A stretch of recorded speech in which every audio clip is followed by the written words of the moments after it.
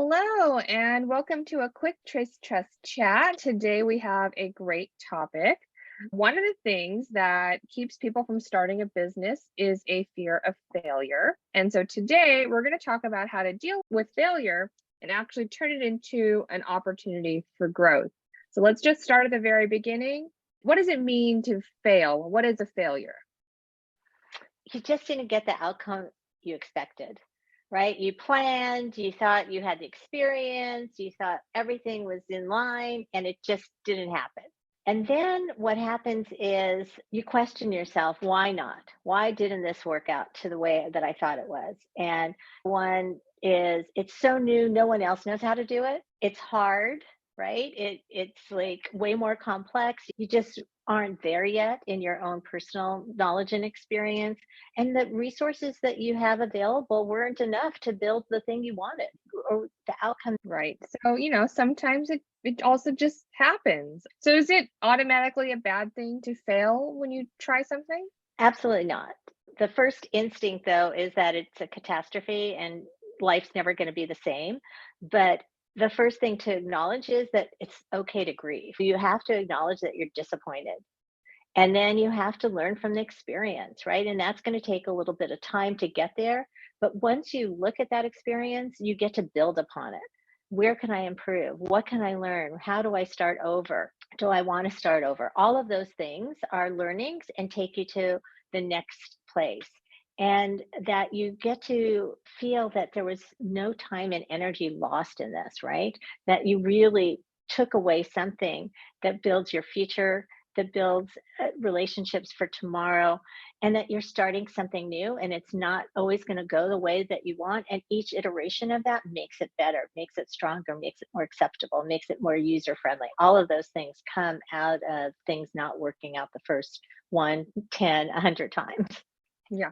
I mean, also, even thinking about like other analogies, like the sports analogy, athlete analogy, you're not getting better if you're not trying things that are hard. Your skills are not improving if you're not reaching outside of your comfort zone.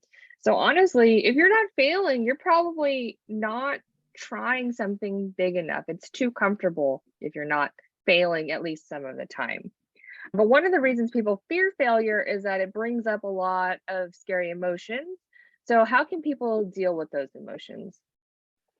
Let's just talk about what those emotions are because they each have a different weight and they also have a different part to play in where you are. So, fear, it's going to happen, right? Is going to happen to me. I'm unsure what it is, and it's natural to feel that fright, right? Because it's sudden, it's unexpected, and it's scary. We don't know what we don't know.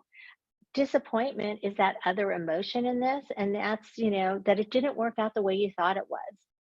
And that makes you feel sad and you're upset about that. That is an actually normal way to respond to that sense of something didn't go the way that you expected it to.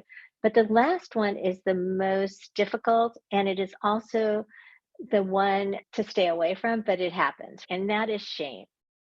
And Hmm. that shame of, I've lost all my value. I am worthless. I'm a failure. These are these words that keep coming Right. up, right? That this whole sense of who you are that was so wrapped up in this is now this burden and this really sadness around it. And so you have to understand, number one, that that is not true. That is truly a story you are telling yourself in your head, and that you need to go back to your base camp. That's the word that we like to use around this, because this is your core people that are going to help you build back your confidence and get you back in the game. Yeah. So let's just give a little bit more detail. How can people work on getting out of shame? If they're starting to feel ashamed around their failure or around the thing that didn't go the way they wanted to do, how can they get out of feeling that shame? Give yourself time to grieve and accept the disappointment and accept what happened. And that does not mean it's going to be in an hour or in a day. Give yourself time. It takes time to process depending on what the situation is. And then once you're starting, to accept that piece, then you can start to analyze, what did I learn here? What can I build upon? Where can I go from here? Because once you start to look at that and you have, this deeper dive into what happened, you get to really define what happens next. So much great information here. Let's just do a quick recap for folks. Failure happens. It is a fact of life. Things just don't go the way that you planned with the outcomes that you wanted. And that's just the course of the way that we live. And that it's okay to have fear around that failure because it's unknown, it's unexpected, and that there's a sense of disappointment around it, but you need to avoid feeling shameful. You need to use it as a building block, as a way to grow and learn. And that shame, makes you feel lost in your value and who you are. And so making sure that you have the people around you that can help you build back your confidence, that can help you build for what you want to create in the future. So good, such good information. And for folks who are dealing with a disappointing outcome and they're trying to build that roadmap for the future, they should feel free to message us here on LinkedIn or on our website at tracetrust.com. Thanks, Meryl. Talk to you soon. Thank you.